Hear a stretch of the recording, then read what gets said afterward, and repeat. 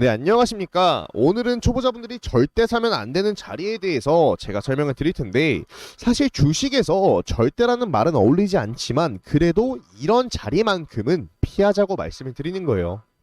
그럼 본론으로 들어가서 절대 사면 안 되는 자리라고 여러분들께 말씀드리는 게 이 신고가 쌍봉 자리입니다.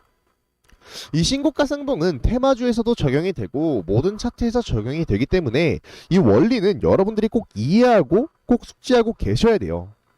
자, 그럼 제가 쌍봉의 원리에 대해서 간단하게 설명을 드려볼게요. 이렇게 봉우리 두 개가 있습니다. 제가 체크를 해놨죠.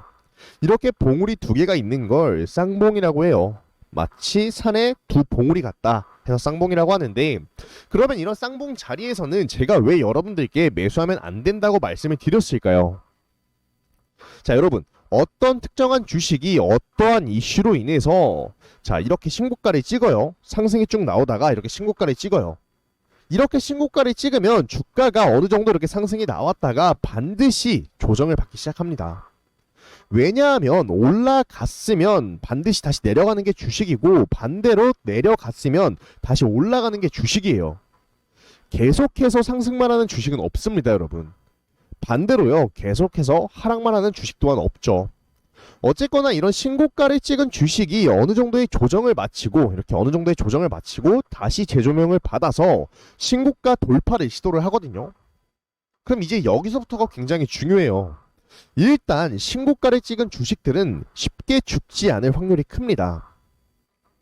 그래서 어느 정도 조정을 받고 다시 한번 이렇게 돌파 시도를 할 확률이 커요. 근데 이런 현상들을 보시고 이렇게 고점에서 달려들으시는 분들이 굉장히 많거든요. 이런 고점에서. 근데 이 자리는 정말 위험한 자리라고 말씀을 드리고 싶어요. 근데 이런 현상들을 보고 이 고점에서 달려드시는 분들이 굉장히 많거든요. 근데 이 자리는 정말 위험한 자리라고 여러분들께 강조를 드리고 싶어요. 이 자리는 정말 위험한 자리입니다. 이게 무슨 말이냐면, 여러분들 이런 자리에서 이슈를 보고 주식이 계속 올라가는 거를 보고 이미 많은 투자자분들이 매수를 했어요.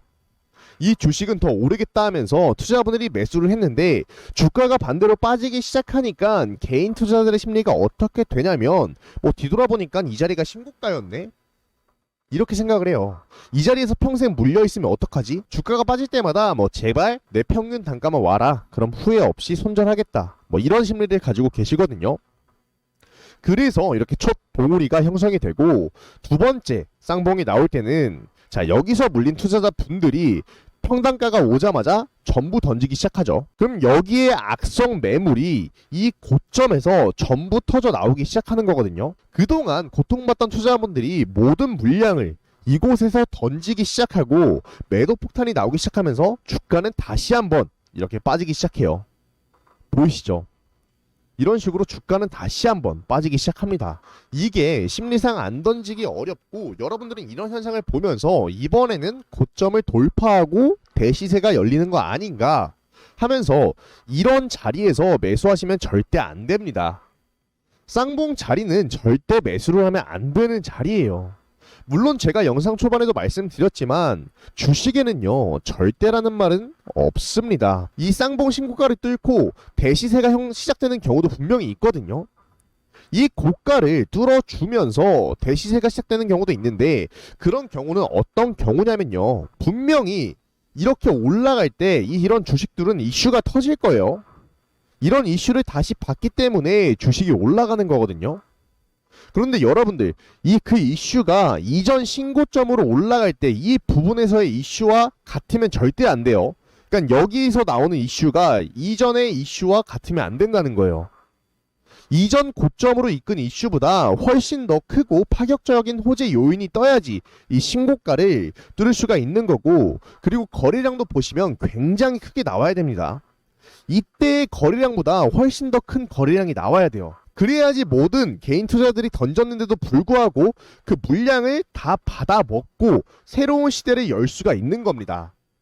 근데 만약에 여러분들이 쌍봉에서 굳이 매수를 하시겠다면, 이때 터진 이슈가 재활용돼서 이때 다시 나온 게 아닌 이때 이슈보다 더 큰 새로운 이슈가 나오면서 거래량 또한 더 크게 등장을 해야지 이 쌍봉을 돌파할 수가 있는 거예요. 근데 여러분들 신고가 쌍봉 매수는 웬만하면 하지 마세요. 신고가 쌍봉 매수를 해서 수익을 보신 분들 분명히 계실 거예요. 하지만 그건 듣기 드물어요. 그냥 운이 좋았다고 말씀을 드리고 싶어요. 이렇게 신고가 쌍봉 매수로 단맛을 보신 분들은 계속 신고가 쌍봉 매수를 하시다가 그 단맛 때문에 하시다가 이러한 쓴맛을 보실 수도 있는 겁니다. 그래도 여러분들이 무조건 신고가 쌍봉 매수를 하고 싶다고 하시는 분들이 계시다면요, 이 첫 번째 봉우리의 고점 있죠. 이 첫 번째 봉우리의 고점, 이 신고가를 두 번째 봉우리가 이미 뚫고 대시대가 열린 다음에 이 고점이, 이전 고점이 지지받는 거를 확인한 다음에 더 비싼 가격에 매수하시는 게 훨씬 나아요. 쌍봉 자리는 매수해야 할 자리가 아니라 여러분들 매도해야 하는 자리입니다. 여러분들 이 점 꼭 명심해 주시기 바라겠습니다.